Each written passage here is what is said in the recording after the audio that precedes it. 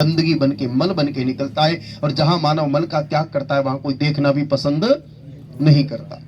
हम इंसान अपने शरीर को बड़ा महत्वपूर्ण मान के चलते हैं। इंसान की सोच होती है कि 84 लाख योनियों में हम मनुष्य जैसा कोई है ही नहीं, लेकिन मनुष्य की हकीकत यह है कि भगवान का पवित्र प्रसाद खा करके भी वो उसको गंदगी बना देता है। और जिन गाय माता को हम गलती से पशु समझ बैठे, अब आप उस गाय माता का चरित्र देखो। आप बाजार से मिठाई लाओ, बढ़िया मिठाई खा लो और उसका डिब्बा सड़क पे फेंक देते हो, फेंकते ही हो। कौन उस डिब्बे को अच्छी जगह निष्कासित करता है? नहीं करता है। कोई भी व्यक्ति आजकल कचरे को ढंग की जगह पर डालता नहीं है, इधर उधर फेंक देते हैं। वो मिठाई का खाली डिब्बा आपने फेंका, उसमें थोड़ी सी चाशनी लगी हुई थी, उस चक्कर में उसको गाय माता खा गई, खाती है। वो गत्ते का कचरे का डिब्बा गाय माता के शरीर में 1 घंटा 2 घंटा 3 घंटा 5 घंटा रहना है, उतनी देर रहेगा। और वापस जब निकलेगा तो आप सब जानते हैं कि वो गोबर बन के निकलता है। और उस गोबर को आप गंदी से गंदी जगह पर लेपन कर दो तो वहां हवन हो सकता है, पूजन हो सकता है, यज्ञ हो सकता है। उस गोबर के छाने को हवन कुंड में जलाने के बाद उस भस्म को वापस हम प्रसाद के रूप में खाते हैं।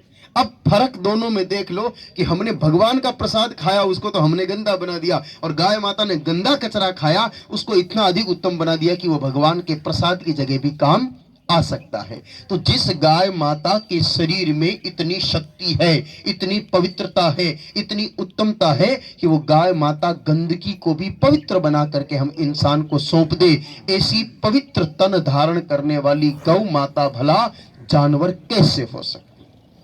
और गोबर यूं मत समझना केवल लीपने के काम आता होगा या जलाने के काम आता होगा। हमारे पूर्वज गोबर का कई जगह उपयोग करते थे। जिस गोबर को आजकल हम केवल फेंक देते हैं ना, रोड पर ढेर कर देते हैं, असल में उस गोबर के लिए हमारे धर्म ग्रंथों में लिखा है, अष्ट ऐश्वर्यमयी लक्ष्मी गौमय वसते सदा, कि गौ माता के गोबर में तो साक्षात लक्ष्मी जी का निवास है और औषधि युक्त है। कैसे है, मैं आपको 2-4 दवाइयां बताता हूं, गोबर से जुड़ी हुई है।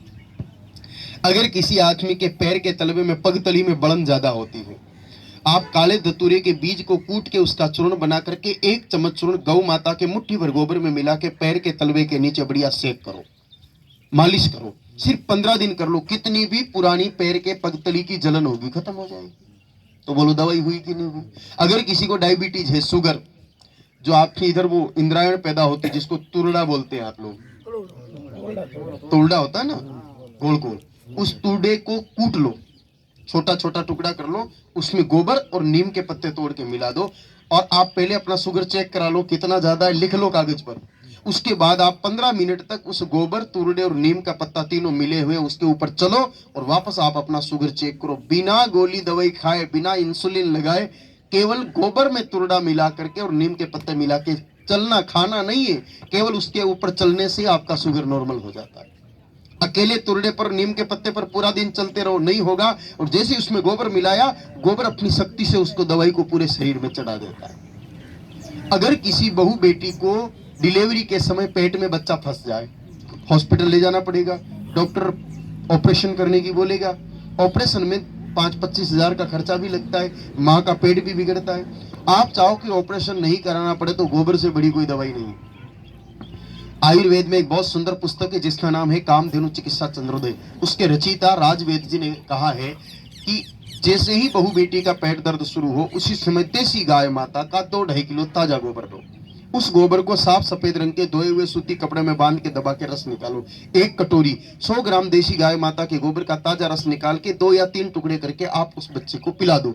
आधे घंटे के अंदर अंदर नॉर्मल डिलीवरी हो जाएगी। दुनिया का कोई भी मेडिकल साइंस इस फार्मूले को चैलेंज नहीं कर सकता। इतनी शक्ति है केवल गौ के गोबर के रस में।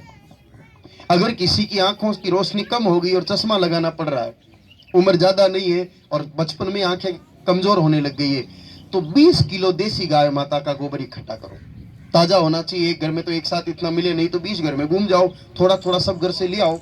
आधा गोबर जमीन पे बिछा दो, उसके ऊपर एक पतला कपड़ा सूती लेकिन सफेद रंग का होना चाहिए, वो बिछा दो। बाकी का गोबर उसके ऊपर डाल दो। वो कपड़ा आ गया बीच में, आधा गोबर नीचे आधा गोबर ऊपर। 5 घंटे तक उस कपड़े को पड़ा रहने दो।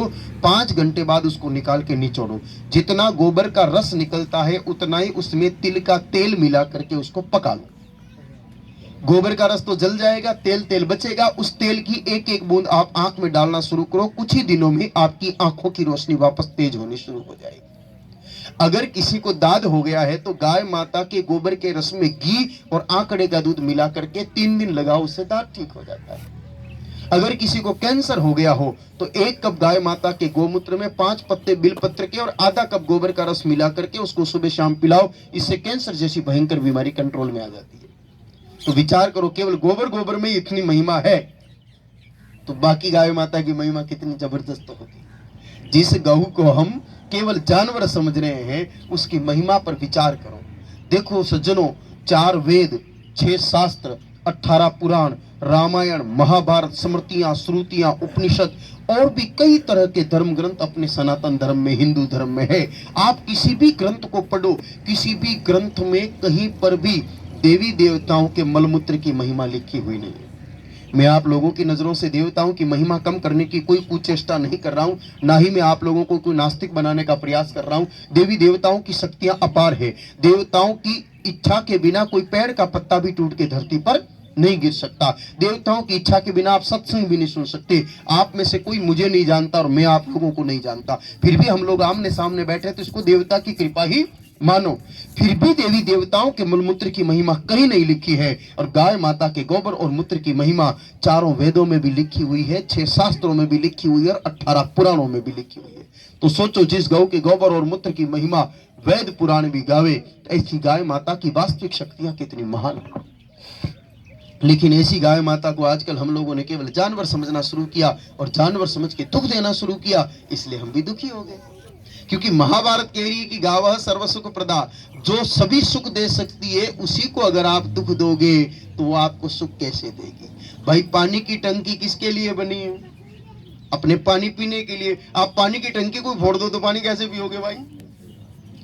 जो टंकी हमारे पानी पीने के लिए बनी है उसी को फोड़ दोगे तो पानी पी नहीं सकते। उसी प्रकार गाय माता को धरती पर भगवान ने हम इंसानों के सुख के लिए भेजा, हम उसी को दुख देने लग जाए तो फिर सुखी कैसे हो सकते हैं। गाय माता को दूध के लिए नहीं रखा जाता, गाय माता को घर में दर्शन के लिए रखा जाता है। जो आदमी सुबह उठ के गौ माता को प्रेम से प्रणाम करे, साफ सुथरा जल गाय माता को पिलाए, दूध देती गाय माता हो तो कम से कम 1 या 2 थन का दूध बाछे बाछी के लिए भी छोड़े, सारा दूध कभी नहीं निकाले। शास्त्रों में कहा है कि 4 थन का दूध दूहने वाले को गौ हत्या के बराबर ही पाप लगता है। इसलिए कम से कम 1-2 आंचल का दूध गौ माता के बाछे बाछी के लिए भी छोड़े। अगर